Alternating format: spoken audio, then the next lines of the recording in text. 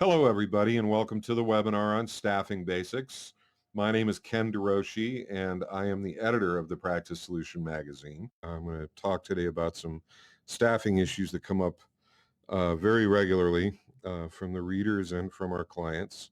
It's been my experience over the last 20 plus years in dealing with practice owners around the country that this is one of the toughest areas of business management is the staff management aspect. So I appreciate you being here, and I hope this is helpful for you. I want to start off by talking about the process of hiring and give you a couple of tips on that. It's been my experience that most offices that I have dealt with hire in the same basic manner, meaning that you put some kind of ad out, whether it's online, Craigslist, newspaper, church bulletin, and you put that out there, and then you get resumes back. You sort through them and you set aside a few that you like based on maybe some of their experience, something they had to say in it. You call them in for an interview. You do an interview, and if it goes well, you roll the dice and take a shot and see what you get.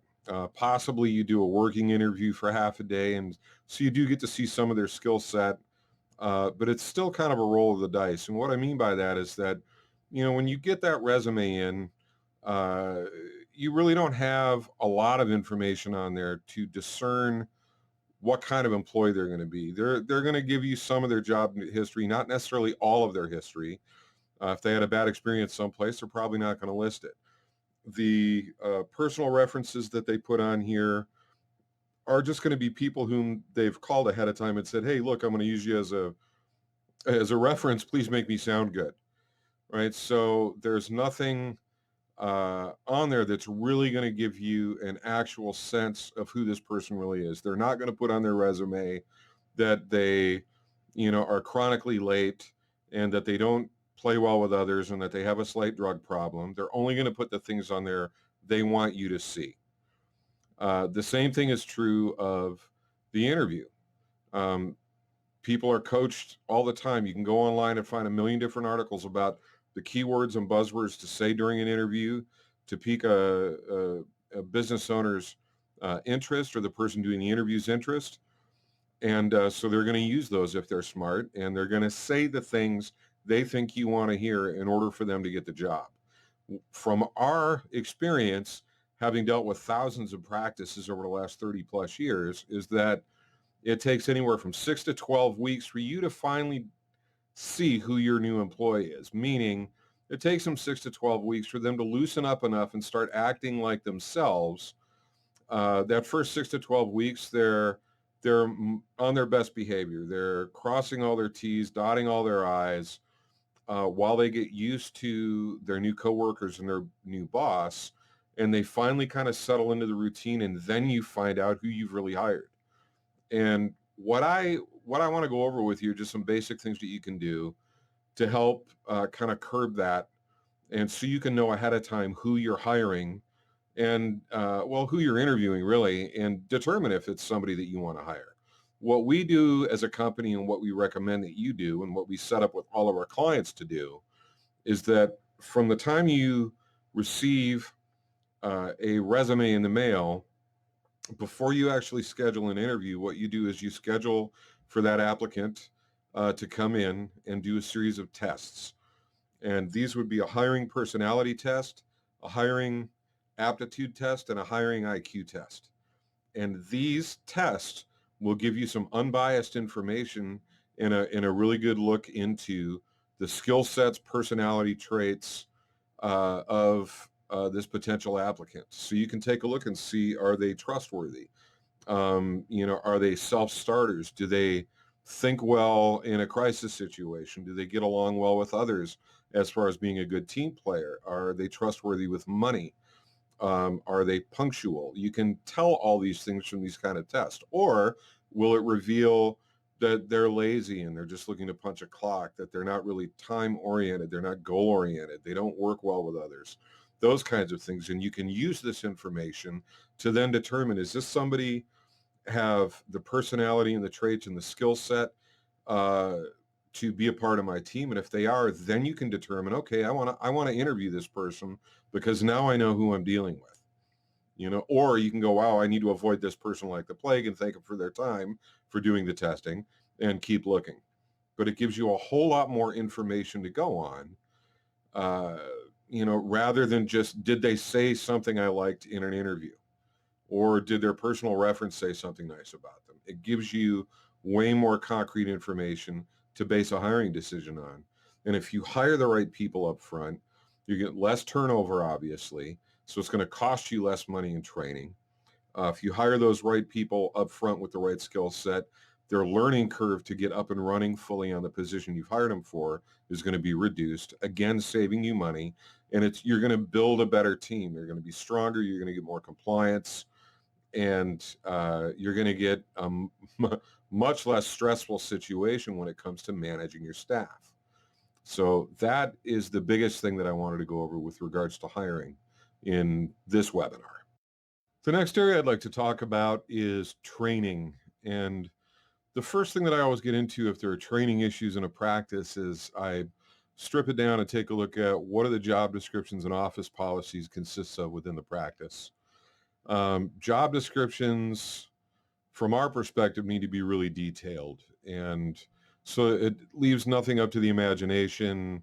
There's nothing that can be argued about what a specific task consists of. Unfortunately, most of the time when I'm working with a practice and talking with practice owners, what I come to find out is that their job descriptions are actually just a list, sometimes specific lists, sometimes a general list of responsibilities, and it doesn't detail how to do those responsibilities.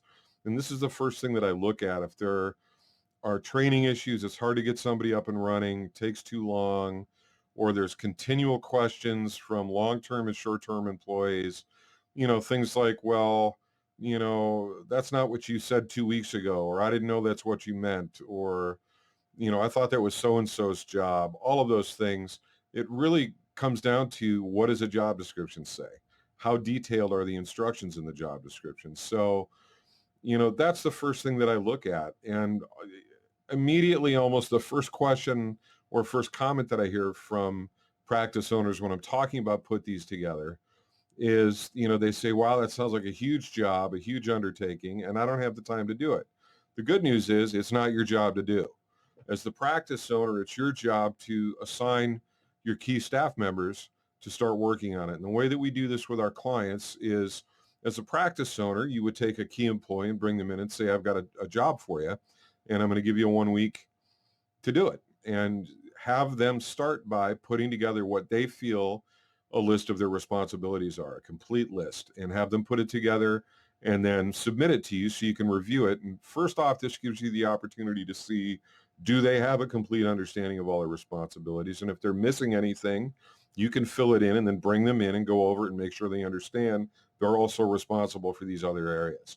Once you've agreed upon this list and you've got it solidified, then you give that list back to the employee and say, all right, now I'm going to give you 2 weeks or 3 weeks, assign them a specific date to complete writing up how to do each and every one of those responsibilities. So they put in great detail from start to finish how to do each and every one of those things. Again, once they're done with that, they'll submit that to you so you can look it over and see if their understanding is complete.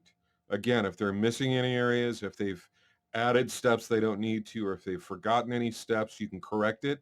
And then again, you can bring them in, go over the corrections with them so they understand exactly what's needed and wanted. But by the time this is done, you now have a complete job description for that individual, person and what their position is. This is something that you can use to correct them on in the future. If, 3 months down the road, they're all of a sudden coming to you or the office manager saying, hey, how do I do this? I can't remember. You can refer it to them because it's in writing. You can use it as a correction tool and a learning tool. When you've hired somebody new and you're starting out from scratch, you can use this job description to train them on and go over each and every single point on that to make sure that they have a full understanding. You can create a check sheet on how to learn each one of these things. What this does is it gives you something very concrete that's inarguable. You can't debate about how it is or what a particular procedure is because it's there in writing. It creates uniformity so that everybody's doing it the way that you want it done. It makes everybody on the same page, going in the same direction. What I have found is that most of the offices I've dealt with have a procedure of when they're doing training, they're set up. The new hire is set up with either an employee, the office manager, the doctor, or maybe a combination of all three, and they are told what to do. Come here and let me show you how to do this thing or do that thing. What you're doing by doing that is leaving everything up to their selective memory, and nobody has perfect recall, right? So you're assuming that they're going to remember everything perfectly, and you're setting yourself up for failure with the training of that applicant because uh, nobody's going to remember everything that you've said exactly the way that you said it. So they're going to start interpreting things. I think this is what he said, or I think that's what he meant. And you're not going to get the kind of compliance and consistency out of the staff. Now, the other aspect to all of this comes down to office policy, in the practice. And policy is going to cover, everything from acceptable and unacceptable behavior in the workplace, attendance, sick leave, vacation days, conflict resolution, recourse for violations of policy or inability to follow job description. You want to have policies in place that deal with all this. Now, I use a sports analogy to kind of illustrate job description and office policy and how they differ. Job descriptions are like the game plays on the field. These are the plays that the players, they practice day in and day out. They have to do this play exactly the same way when it comes to game time, right? But it's the playbook. The office policies are like the rules that govern the game. Everybody has to adhere to this same set of rules, right? And it provides the boundaries with which they can perform, and it lets them know when there's an out of bounds or they've done something illegal or against the rules, and there's got to be recourse for that. There are penalties in place, for people that don't follow the rules. Now, with that being said, you want to make sure that you have policy in place that deals with recourse for people that don't follow policy or that, violate the terms of their job description. We would put into place something that's in a sliding scale that would be something along the lines of, on the first offense, they get a verbal warning. On a second offense, they get a written warning. On a third offense, you're going to do a sit-down meeting with either the office manager, the doctor, or both to discuss the problem and come to a resolution. On a fourth offense, they could either be suspended without pay or potentially terminated. And every time there is some kind of offense or issue with any given employee, you're going to write it up and add it to their employee folder. So that is something that you would take into account upon employee performance review. And that would count against their ability to get a raise. So now that there are things in place, they're going to kind of help keep them in check so that they know when they're making a decision, if I don't do this, this thing could happen to me. So now they have to make a choice. And it's just going to help keep them in check and provide that barrier so that they do go that extra mile to get everything done exactly the way it's supposed to be done.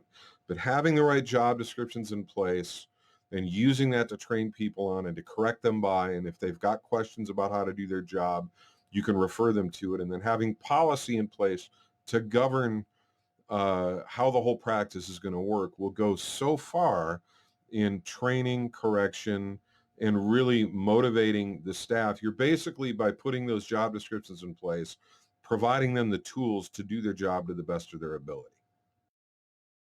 So here's a little side note on policy. When you are writing a new policy for the practice and issuing it, it is our recommendation that you don't just write it and talk about it. Actually make a copy, a physical copy for every member of the staff and issue it to them with a place at the bottom of that policy for them to sign and date it that states that they have read it, they understand it, and they agree to adhere to it.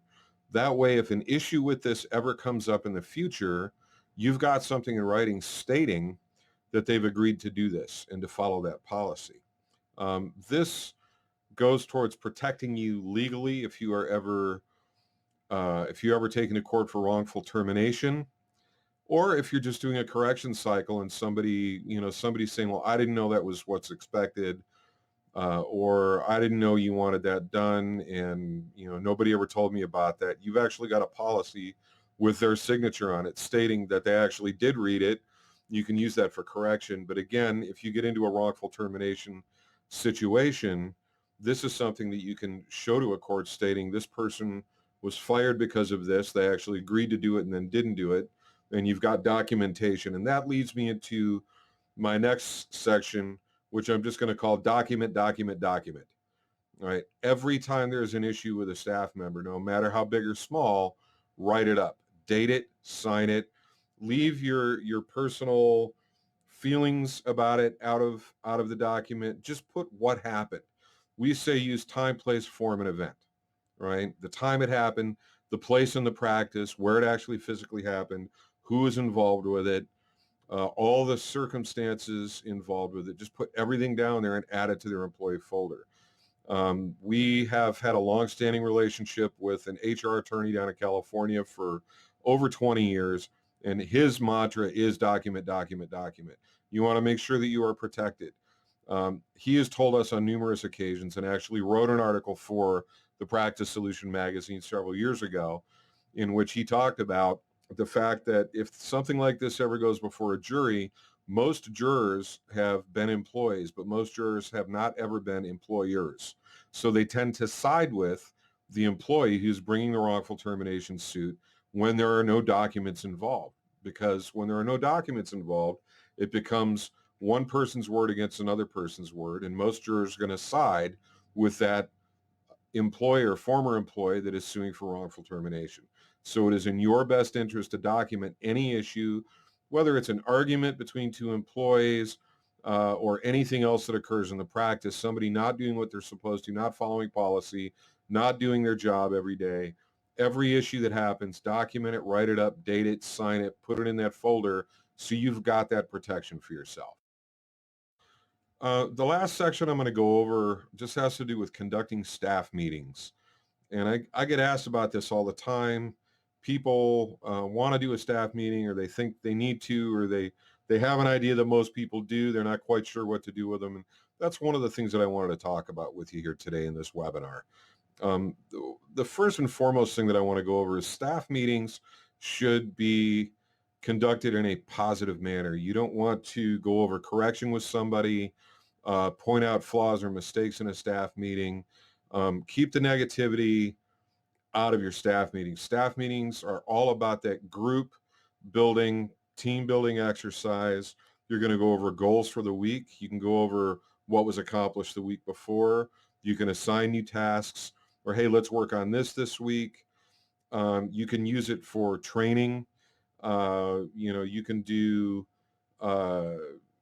exercises back and forth with role playing on members of the team each taking on a role, and somebody else going over how to do that particular thing. But just keep them productive. If you have correction or problems that you need to go over with somebody, or something that somebody did wrong, those should always be done in private on one-on-one. Or if it's the doctor conducting them, you can have the office manager in on it. But you don't want to shame or call out individuals in front of all their coworkers and create a hostile work environment. So that was just one other point that I wanted to go over.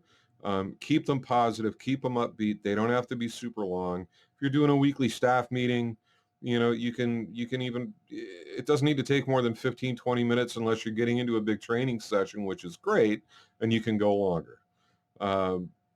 That was the last point that I wanted to cover. I know there's a million of other things that can be said about staffing. It's a massive topic to cover, but these were some finer points that I wanted to go over with you today. If you have other specific things that you've got questions on, we actually offer a free practice evaluation conversation. It's a 1-hour consult with me over the phone.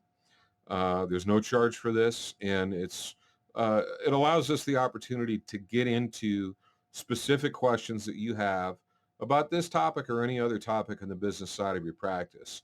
All you need to do is call us at 1-800-695-0257, and the receptionist can help you with scheduling a free consultation with me. My name again is Ken DeRouchie, and I am the editor of the Practice Solution magazine, and I would be happy to take your call. Thanks again for listening.